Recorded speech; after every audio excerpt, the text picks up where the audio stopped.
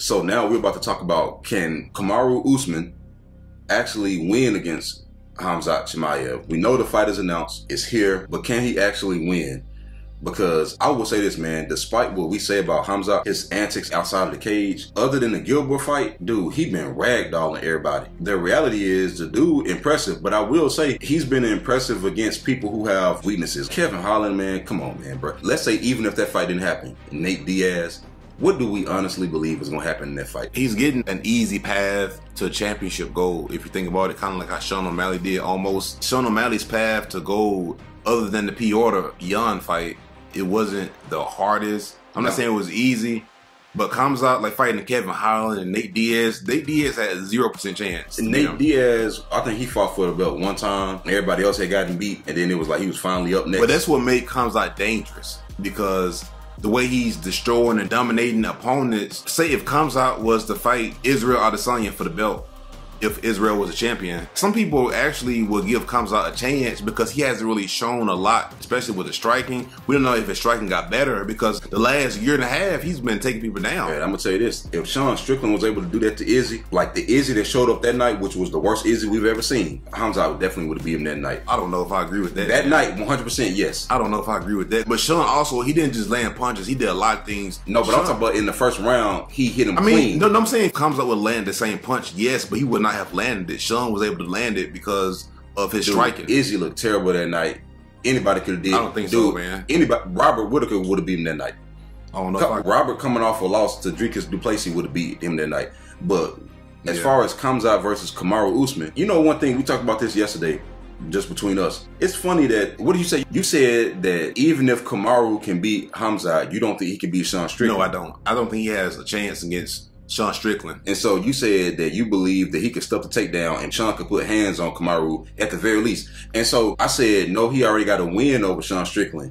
And then you said he also had a win over Leon Edwards too, and he went on to lose to him twice, even though he dominated him the first time. Well, he dominated him on the scorecards as far as how they score wrestling. I was like, that's actually funny because he got a win over Sean Strickland and he possibly could go on to lose to Sean, and Sean went on to become a champion. And that's very ironic. You know what I'm saying? And we also talking about another welterweight who he beat, who he possibly lose to.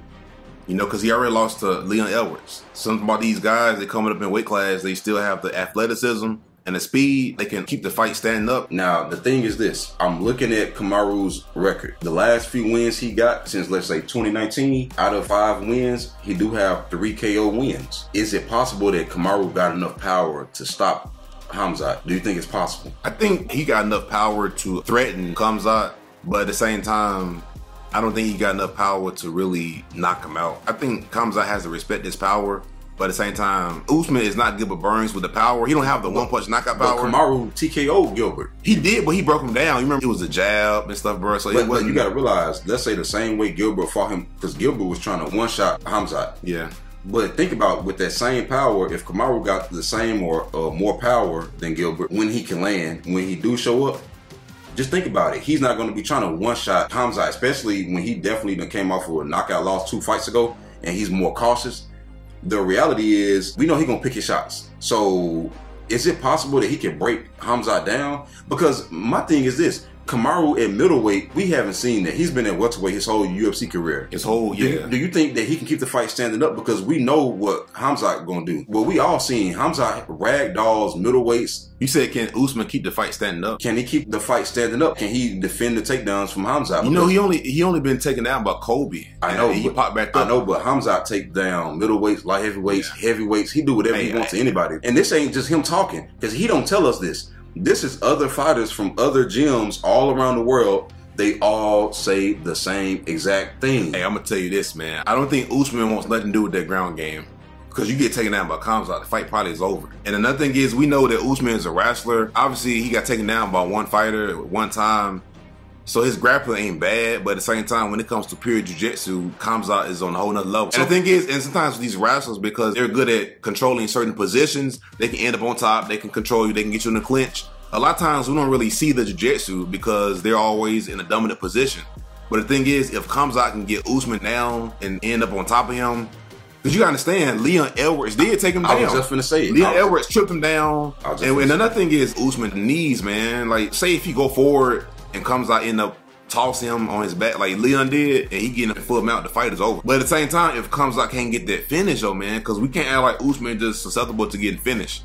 So what if Khamzat roll the dice and he don't get the finish in the first round? Like Kevin Holland, he's done. And that's the thing about it. Is this 3 rounds? That's what I was trying to figure out. Because if it's 3 rounds, man, is Usman gonna win a decision over Khamzat? You gotta say, if Usman fight him in the second, third round the way Gilbert did, and he kind of win or it's close, they gonna give it to Khamzat. Because we know Gilbert won the second round. And to be fair, for the first minute or two of the third round, I think he lost. But I think that at some point, it looked like he was about to knock Khamzat out. And the judges, they just didn't score it for Gilbert. Like, for whatever reason, it was close enough to where they just gave it to Khamzat, man. So, I'm going to be honest, Kamaru kind of need to knock something out, man. That might be his only path to victory here, because I don't think that he going to get no submission, because he never been a submission guy like that. He never really hunted submissions. But at the same time, hey, but Khamzat could let Usman take him down and then try to like reverse positions. I don't know if you want to play the game with Usman, but Usman grappling not what it used to be. He showed it in the third fight against Leon Edwards. His grappling just wasn't there. It's almost like because of the bad knees, it's like his strength and his legs not really there like it was when he first came to the UFC. So I can see Usman possibly trying to take him down. Khamzat can reverse. Well, we've seen Kamaru never really been real good with the takedowns. If we're being honest, a lot of time it's been the pressure. It's him coming forward. Think about with Tyron Woodley. He didn't really take Tyron down a whole bunch. He really just kept pressuring him, going for takedowns. And when he didn't get it, he just clinched up with him, kept Tyron backing up against the cage. Sometimes he'll maybe get his feet from under him and keep him there in that weird position like that. But it ain't like he was just getting every takedown like how Ryan Bader and Josh Koscheck and them boys used to just do double blasts. You know what I mean? It ain't like Kamaru ever just been like that. You know what I'm saying? Hey, also the same thing with Israel Adesanya. You said something after he lost to Sean Strickland. You said there's a lot of footage on Israel Adesanya. There's a lot of footage on Kamaru Usman. Is Kamaru Usman time up? But at the same time, Khamzat, you gotta understand, because Kamaru Usman, he never was the best fighter, man. He got away with a lot of things because of heart and strength and athleticism and durability. Yeah, and the thing is, maybe his game is a little predictable. If we had to choose between which fighter is more predictable, I think Usman's game is more. One thing about it, Khamzat has this tendency to just roll the dice and try to go for a first round finish. And against somebody like this, who you more than likely shouldn't be able to finish in the first round, then what? Because Khamzat does that. He throw away the whole game plan. We seen his coach yelling at him, like, what are you doing? You know what I mean? So what is Usman going to do if he can't get the takedown? That's what I hope he don't go into the fight looking for takedowns. He needs to be looking for a break you down knockout. Like the same game plan he did on Gilbert, but it's the same thing he needs to do in this fight. Usman, hate to say it, man, he's been knocked out.